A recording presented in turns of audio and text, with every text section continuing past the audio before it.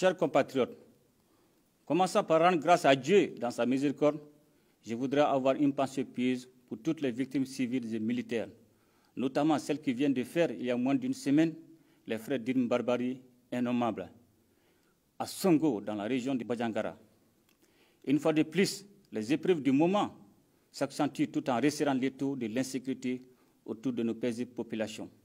Cependant, à y voir de plus près, ces actes criminels contraires à toute logique du respect des droits humains ne sont en réalité que des signes de désespoir et de décadence des forces du mal face à la volonté affirmée des Maliens et de leurs autorités pour jeter les bases d'une nation équitable, soucieuse du respect de la place qui revient à tous et à chacun.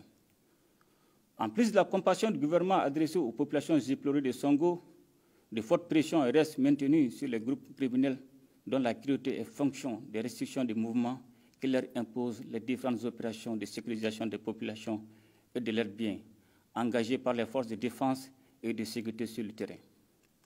Cet engagement, nous le devons au peuple malien sans la mobilisation et les contributions duquel le rééquipement et la montée en puissance de l'armée seraient illusoires. Chers compatriotes, il y a de cela quelques mois, le Conseil national de transition validait le programme d'action gouvernementale dans lequel est consignée la tenue des assises nationales de la refondation. L'heure est enfin arrivée d'y faire face avec détermination et sur fond d'amour ardent de la patrie. À cet égard, les assises nationales de la refondation de l'État du Mali constitueront un moment privilégié d'examen collectif de conscience et de prospective, un événement précurseur du processus de renaissance de notre pays. C'est l'occasion rêvée de suspendre les clivages politiques, sociaux et idéologiques pour créer une dynamique novatrice de mobilisation sociale autour des idéaux historiques de la nation malienne. C'est également l'opportunité de focaliser toutes nos énergies et nos intelligences sur le devenir de notre chère patrie qui en a vraiment besoin. Les assises nationales de la refondation, qui s'engagent ce samedi 11 décembre et se terminent le jeudi 30 décembre 2021, sont une aubaine pour instaurer entre toutes les filles et tous les fils de ce pays un dialogue franc, direct et fécond, afin d'atténuer les querelles infécondes qui tendent à miner le processus de transition en cours et nuire à l'espoir de renaissance du peuple malien, pourtant épris de paix et de justice, mais particulièrement attaché à ses valeurs. C'est dans cette logique que les autorités de la transition ont initié en prélude aux assises nationales de la refondation des consultations avec les acteurs sociaux et politiques en mesure de décrisper le climat sociopolitique. La même dynamique a été fort heureusement soutenue par le panel des hautes personnalités en charge de l'organisation des assises nationales de la refondation. Cette démarche inclusive aura indiscutablement eu le mérite de fédérer plus d'énergie positive autour du processus historique qui constitue ces assises, porteuses du flambeau d'un lendemain meilleur pour notre pays. Les assises nationales de refondation de l'État sont par vocation ouvertes au peuple malien, donc au Mali profond, le Mali des paysans, des bergers, des artisans, des ouvriers, des ménagères, des personnes âgées, dépositaires de notre sagesse, des communicateurs traditionnels, gardiens de notre patrimoine culturel, des personnes déplacées ou réfugiées. Bref, le Mali de ceux qui souffrent, les martyrs en silence, le Mali des sans-voix. Il s'agira pour le peuple de s'exprimer en toute liberté, sans tabou et sans exclusive, suivant les règles sacro-saintes du dialogue et qui sous-tendent l'écoute mutuelle. Il y va de la légitimité des recommandations qui sortiront de ce débat national, mais aussi de la nécessité d'adhésion du peuple tout entier pour assumer, accompagner et suivre la mise en œuvre des réformes audacieuses à entreprendre par la suite pour l'avènement du nouveau visage de l'État malien. La réussite de cet événement hautement important pour le devenir du Mali se mesurera à l'aune des propositions fortes et pertinentes qui en sortiront et qui aideront à la conduite stratégique de la gouvernance globale de notre pays en harmonie avec le voisinage immédiat et l'environnement international.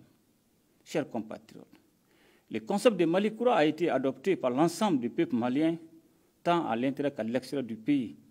Toutefois, le dit concept a ses exigences. Ainsi, vouloir changer le Mali, c'est changer de prime abord les Maliens lui-même, d'où la nécessité d'une transformation fondamentale des mentalités et des comportements. toutes choses qui passent obligatoirement par le renforcement de l'éducation familiale, formelle et non formelle, ainsi que par l'instruction civique. Ce faisant, nous ne devons nullement oublier que le Mali, en dépit des épreuves du moment, demeure une grande nation qui a été admirée à travers le monde et qui a inspiré une partie de l'Afrique, voire de l'humanité. Il est donc un devoir pour nous tous d'assumer ce bel héritage légué par nos ancêtres. Les Assises nationales de la refondation nous offrent une occasion exceptionnelle pour nous interroger sur le type de citoyens que nous voulons être, les valeurs sociétales endogènes que nous voulons accroître et promouvoir, le type de Malikoura que nous voulons bâtir, le type de leader dont nous avons besoin pour construire et conduire le Mali nouveau. Pour ce faire, il faut convoquer notre histoire, nos valeurs, afin de dessiner les contours d'une nouvelle gouvernance, une gouvernance empreinte de vertu sous l'impulsion d'une nouvelle classe dirigeante, responsable et crédible, avec de nouvelles institutions réduites mais efficaces, inspirées de notre histoire et adaptées à nos réalités sociales, comprises et portées par nos populations. Chers membres du panel de hautes personnalités et de la Commission nationale d'organisation des assises, il importe que les Maliens se retrouvent dans la vérité et dans la sincérité autour des problèmes cruciaux qui conditionnent la survie de la nation. Cet exercice exaltant et laborieux de facilitation et de conduite des assises nationales de la refondation de l'État pour lequel je vous ai nommé vous engage au respect de la dignité humaine et à la convivialité, gage d'une réconciliation nationale résolument tournée vers l'avenir. Conduire un tel processus n'est pas sans tension, requiert en plus de vos cursus universitaires et de vos expériences professionnelles des qualités de probité, d'impartialité, de neutralité et de savoir-faire. Ne sera pas une tâche aisée. À travers déjà un premier rapport d'étape que vous avez su vous hisser au-dessus des multiples contradictions qui ont jalonné l'éprouvant chemin de ce dialogue social naissant tant attendu, je tiens ici à vous remercier, à saluer votre dévouement pour lequel je vous adresse mes encouragements et mes vives félicitations. L'espoir étant toujours permis, faites en sorte que vous soyez cette passerelle qui conduira le peuple malien à ses aspirations profondes de refondation. Qu'Allah bénisse le Mali et protège les Maliens. Je vous remercie.